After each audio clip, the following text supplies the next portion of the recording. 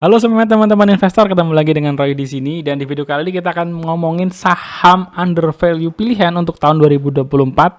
Tadinya saya mau bikin untuk weekend gitu ya, tapi sepertinya saya mau pecah jadi beberapa part karena toh beberapa akhir ini IHSG sudah naik cukup lumayan, ada beberapa saham yang sudah terlanjur saya masukin ke dalam list, tapi ternyata udah naik, gak apa-apa ya. Tetap saya mention aja dalam video kali ini, toh sebelumnya sudah pernah kita bahas juga. So ini adalah part 1, rencananya ada 3 part, jadi mungkin di Sabtu dan Minggu kita akan posting part 2 dan part 3-nya. Totalnya kayaknya ada 10 saham deh ya untuk tahun 2024 yang bisa jadi referensi buat teman-teman. Sebelum kita mulai, seperti biasa, disclaimer on dulu. Konten ini sifatnya investment research, tidak ada ajakan jual beli maupun menjatuhkan stakeholder tertentu. Sebelum lebih lanjut, kita ngomongin dulu, kita mau samain persepsi kita mengenai saham undervalue. Kenapa? Karena bisa jadi antara investor yang satu dengan investor yang lain beda-beda. Yang jelas, yang penting kita bisa menunjukkan bagaimana dasar kita melihat ini undervalue, dan investor lain melihatnya bagaimana. Jadi metodenya yang dipakai seperti apa itu bebas-bebas aja gitu ya. Jadi tidak ada masalah kalau ada perbedaan. Dan tentunya dalam video kali ini saya coba membuat sebuah temanya. Jadi teman-teman bisa melihat kalau part 1, part 2, part 3 itu punya tema yang sendiri-sendiri gitu ya. Dan tema untuk video yang pertama ini adalah hawkish versus dovish. Apa tuh Bang? Ini adalah menyangkut mengenai kebijakan suku bunga dari The Fed gitu ya, dimana mereka sudah mulai menunjukkan tanda-tanda ya, roman-romannya sudah mulai mau direm dan dilandaikan. Apa yang terjadi ketika suku bunga melandai? Adanya expansion dan stimulate economic growth, artinya pemerintah setempat Indonesia berarti bisa menstimulasi nih, gimana caranya untuk menggairahkan ekonomi lagi. Ya sudah, mumpung suku bunganya turun, dipancing-pancing teman-teman. Buat apa? Buat beli rumah, buat beli mobil, buat beli kendaraan. Nah itu stimulus ekonomi yang biasa ya dilakukan oleh pemerintah. Jadi kita sudah mulai dapat gambaran nih dari tema singkat ini bahwa kalau suku bunganya diturunin, ada stimulus pemerintah, stimulus untuk memancing daya beli, maka banking dan properti menjadi tema dalam saham pilihan video kali ini.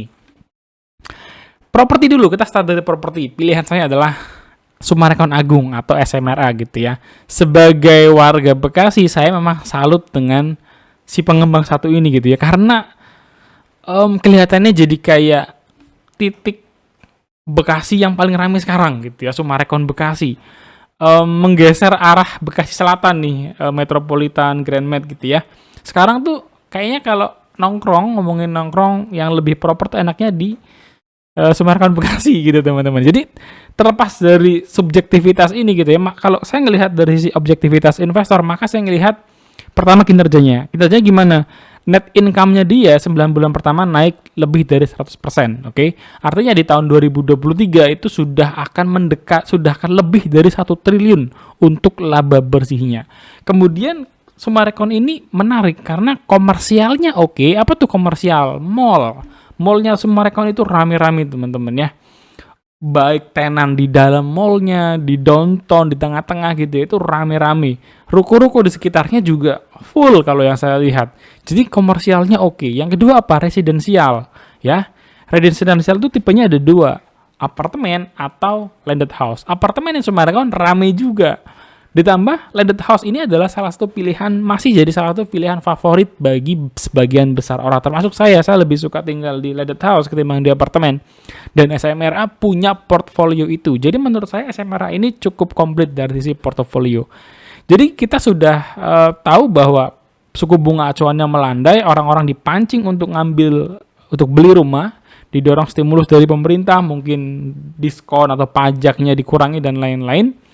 Ya, harapannya ini bisa men-trigger pertumbuhan Summarecon di tahun 2024 gitu ya. Summarecon sendiri portofolionya masih terus ekspansif.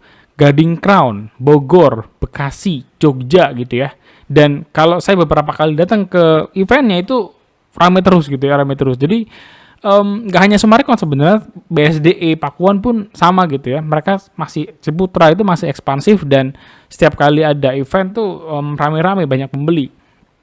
Jadi harapannya 2024 sektor properti ini akhirnya bisa bener-bener bersinar gitu ya.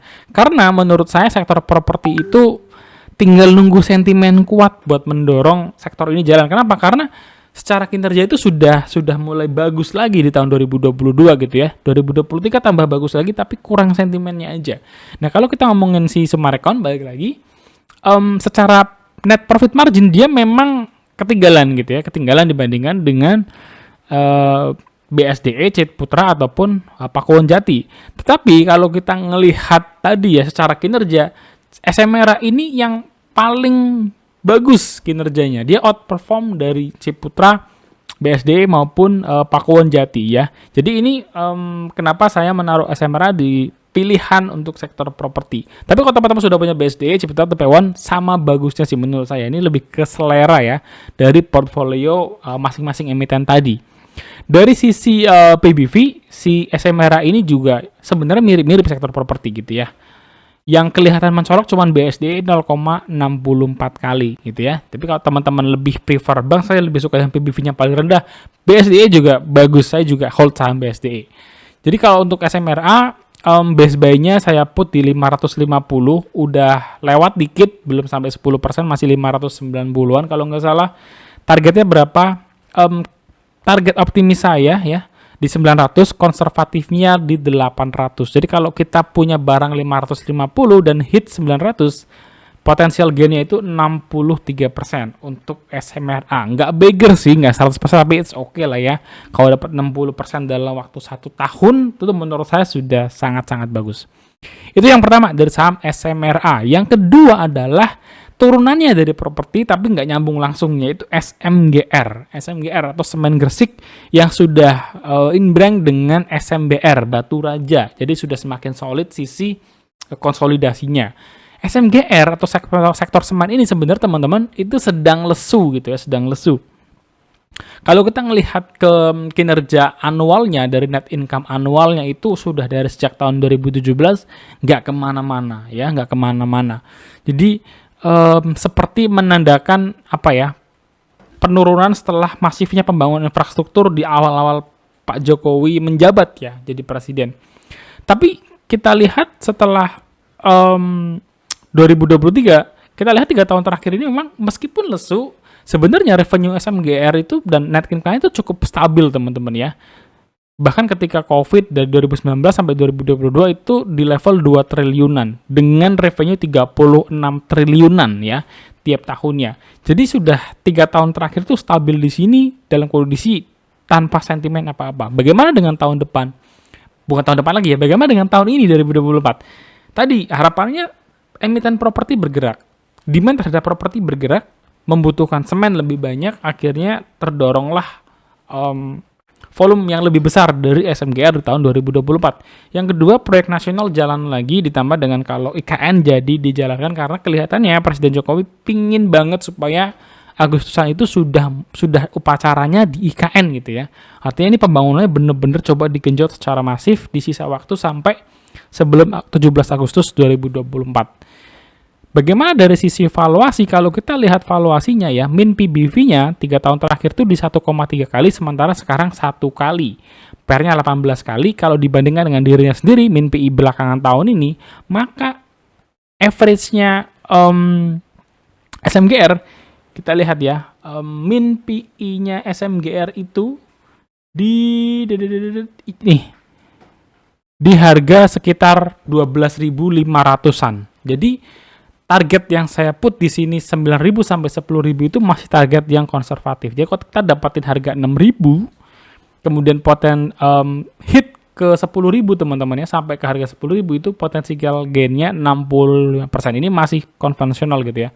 Kalau dia hit ke garis hijau ini atau garis min PI-nya dia selama 5 tahun, berarti bisa beggar. Nggak beggar pun kalau sudah dapat 60%-an saya sudah sangat-sangat happy gitu ya. Jadi SMGR secara bisnis memang sedang lesu, 3 tahunan ini sideways, tercermin juga di harga sahamnya sideways, nggak kemana-mana. Dari COVID di 6.000-an, 2020, 2021, 2022, 2023, nggak jauh-jauh dari harga 6.000-an. Mudah-mudahan di 2024 ini bisa lepas dari pergerakan range sideways harga sahamnya gitu ya, dan menuju 9.000 level 10.000. Ini yang kedua untuk SMGR. Lanjut emiten ketiga adalah BRIZ gitu ya. BRIZ ini hari ini naik 5%, cukup tinggi naiknya ya. Dan semoga sih teman-teman sudah ada yang nonton, karena BRIZ juga saya masukkan sebagai saham watchlist Widow Dressing saat itu gitu ya. Saat Widow Dressing malah nggak kemana-mana, masih di 1.600, 1.700, montal-mantul di situ. Tapi awal Januari ini ternyata sudah mulai naik dan sekarang sudah di level mendekat di 1.900 kalau nggak salah ya. Jadi BRIS ini di antara bank lain yang big bank gitu ya, itu nggak kalah. Laba bersih tubuhnya itu masih bisa tumbuh 31%. Ya, nggak kalah. Saya ngelihat BRIS ini juga menjadi salah satu punya nilai strategis yang lebih. Kenapa? Karena awareness dari pemerintah untuk menaikkan ekonomi syariah. Kemarin debat cawapres ya, kalau teman-teman nonton, SGIE disebut-sebut tuh, State of Global Islamic Economy. Ya, bagaimana keuangan syariah itu Indonesia akan terus bergerak naik. Ada usulan buat bank wakaf, kemudian kuota haji bertambah. Nah, itu perannya BRIS itu bakal strategis sekali di hal-hal yang menyangkut dengan ekonomi syariah. Jadi saya lihat sih BRIS ini salah satu favorit saya untuk banking syariah. Yang ketiga, penurunan suku bunga, efeknya apa? Ya, orang-orang akan lebih ke-trigger untuk ngambil KPR, ngambil kendaraan gitu ya, akad, usaha dan lain-lain, sehingga perputaran akad ya, pinjaman dari BRIS ini juga bisa meningkat.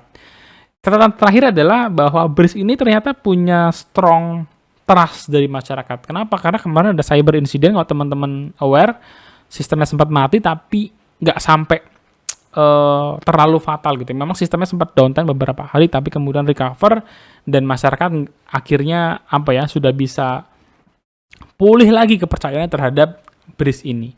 Secara valuasi gimana? Ya, sekarang sudah di harga 1.900, mendekati 1.900 gitu ya. Dan ini pun masih bisa dikatakan menurut saya masih cukup fair. Bukan fair, masih cukup murah gitu ya. Masih cukup undervalue. Kenapa? Karena kalau kita lihat ya, dengan PBV 2,3 kali, ya 2,3 kali kalau kita lihat di sini PBV 2,3 kali itu sudah tertinggi dibandingkan dengan BBTN misalnya, kalau teman-teman yang suka PBV rendah, atau BTPS di 1,5 kali gitu ya. Tetapi BRIS ini sebagai leadingnya segmen syariah tadi, dia punya banyak faktor strategis tadi gitu. Jadi kalau PBV-nya dihargain 1 kali lebih mahal daripada BTPS, menurut saya masih oke gitu ya. Dan di harga saat ini ya menurut saya sudah ketinggian sayangnya teman-teman ya. Jadi kalau ada teman-teman yang beli di awal Desember kemarin waktu saya bahas saham watchlist window dressing, menurut saya masih bisa di hold gitu ya. Best buy-nya di 1.600 sampai 1.700, targetnya 2.400 sampai 2.600. Kalau kita dapat 1.600-an dan hit 2.600, gain-nya 62% ya.